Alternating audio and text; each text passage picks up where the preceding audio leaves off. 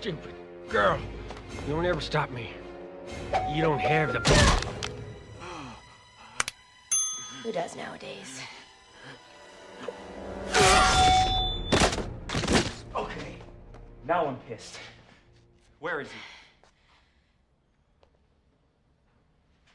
He had to split. Massively influential psychologist Abraham Maslow once noted, "Give a small boy a hammer, and he will find that everything he encounters needs a pounding." I'm sure Maslow's predecessor Sigmund Freud would have had a field day with that one. Point is that people can become slaves to their own strengths, their thoughts mired in one solution for every problem. For artists, this means they stick to one genre, one style, or one tone at the expense of branching out. It can even mean their inability to stretch beyond their comfort zone costs them a dream project.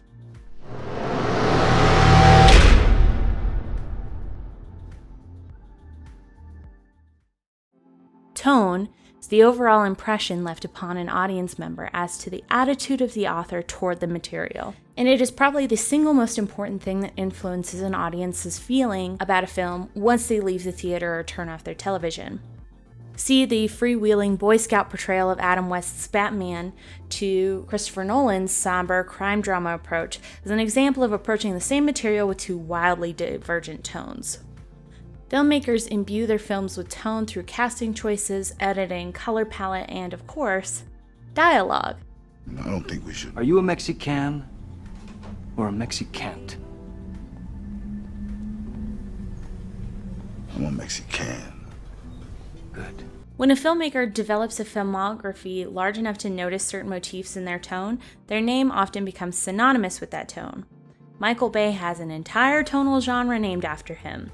Tim Burton's Dark Circus of Pale Outcasts perfectly captures his thesis that the freaks are the only truly normal ones among us, and David Fincher's use of harmonious shadows to make the audience uneasy is quickly recognizable. But maybe no one over the past 2 decades, apart from Quentin Tarantino, has had such a distinct and recognizable tone to their writing as Joss Whedon. Despite multiple showrunners and screenwriters attempting to copy Whedon's style, Hey, ass butt. his mixture of self-awareness, arcane references, and neologism elevates his work out of grounded reality and into the realm of fanciful poetry.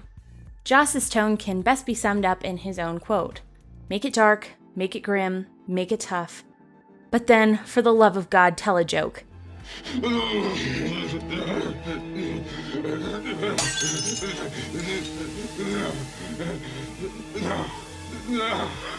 If I was at full Slayer power, I'd be punning right about now.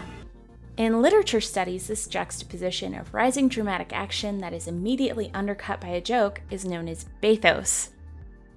Whedon, who is an expert in bathos, uses it intentionally to undercut the melodramatic tension before it can tip over into unintentional bathos, which, as I think we can all agree, is the worst kind of bathos. Guys, you're prepared to kill them. Oh, man. Oh, God. Oh, man. Oh, God. Oh, man. Even the most dramatic characters in Whedon usually have a perfectly crafted comeback or witticism to throw in, or if they don't, they have an endearing, self-deprecating line, holstered and ready to go as a wink to the audience. Has any girl ever spoken to you of her own free will? I don't think so. You know, I've often wondered why that is. Got a mirror? Check back tomorrow, I'll have that devastating comeback ready. Dialogue and situations are finely crafted in Joss Whedon's work to the point where one of the initial criticisms of Joss Whedon was that his dialogue was too crisp and unrealistic. Just like a bat. I dig it. Boy, I bet he longs for the days when that was the criticism levied at him. But in 1999, Joss Whedon was riding high. He had just been nominated for an Academy Award for Toy Story, and his Buffy the Vampire Slayer reboot was one of the few solid hits for the fledgling WB network. He was still considered an ace script doctor, having worked on successful films like Speed and Twister, and helped to salvage less successful films like Waterworld, The Quick and the Dead, and The Getaway. So with Fox Studios staking a large investment in an adaptation of Marvel's The X-Men, it only made sense that they'd want to get the screenplay just right. The laundry list of famous screenwriters who worked on the film includes names like Christopher McQuarrie, who had previously worked with Bryan Singer on The Usual Suspects, Ed Solomon of Men in Black, John Logan, a 3-time Oscar nominee in screenwriting, and, of course, most famously, Joss Whedon. Whedon was hired to doctor the final fight atop the Statue of Liberty, but instead he offered a completely revised concept that more resembled the interpersonal struggles with superpower backdrop that Joss had become known for. Clear on the other side of the aisle is Bryan Singer, who's hot off the indie smash hit The Usual Suspects, and the surprisingly salient Stephen King adaptation Apt Pupil. Singer was hired as director, and he wanted to ground the film in as much reality as possible, including ditching the yellow spandex that had become synonymous with the X franchise. He ditched it, buried it, salted the earth, and then had Cyclops make a quip about it. You actually go outside in these things? What would you prefer? Yellow spandex? In order to ground the film, Singer returned to one of his regular motifs, the Holocaust and the subsequent oppression of Jews. This is largely in line with the original purpose of the X-Men, a series that had always been about the rhetoric of the oppressed since its inception. X-Men's writers have alternately used the pages of the comics to represent the plight of African Americans, of women, of people with AIDS, and of LGBTQ youth. Understandably, Singer wanted to distance the film from the comic book movies of the 1990s, which had gotten downright gaudy in their portrayals of masked vigilantes. At this point, adaptations of Marvel's most famous properties ranged between embarrassing and so embarrassing we'll spend actual time and money so this never sees the light of day. You will know pain far greater than your worst nightmare.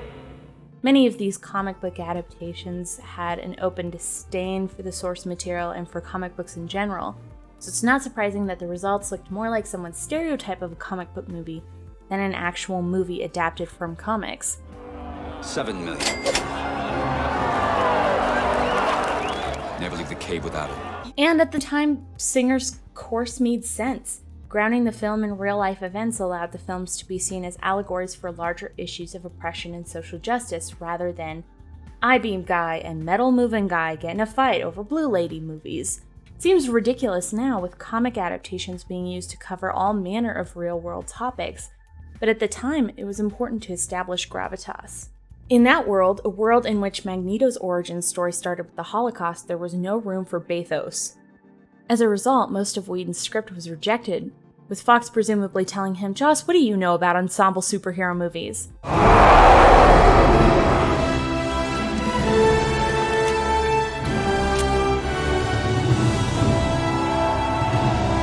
Gone were most of Whedon's pop culture quips, the rumored Wolverine Storm romance angle, and Magneto creating a mutant sanctuary in Manhattan. All that is left are 2 lines, one terribly misdelivered and misdirected. Do you know what happens to a toad when it's struck by lightning? The same thing that happens to everything else. And one excellent scene that perfectly encapsulates the appropriate use of Whedon's bathos. Hey, it's me. Prove it. You're a dick. Okay. While Joss Whedon recovered well enough, going on to make 2 of the most successful ensemble superhero films of all time and overseeing the entirety of Marvel's Phase 2, it's worth noting that even Hollywood's ace screenwriter doesn't always have a style that works in every situation. And as we've seen before with Alien Resurrection and Titan AE, when a filmmaker has a tone all their own to it, it can be difficult for those who don't understand the tone to adapt to it. And all of this is to say that Joss Whedon is good at what he does. I understood that reference. But for the genre to survive, you also need someone who can make it dark, make it grim, make it tough, and then for the love of God, leave us to confront it.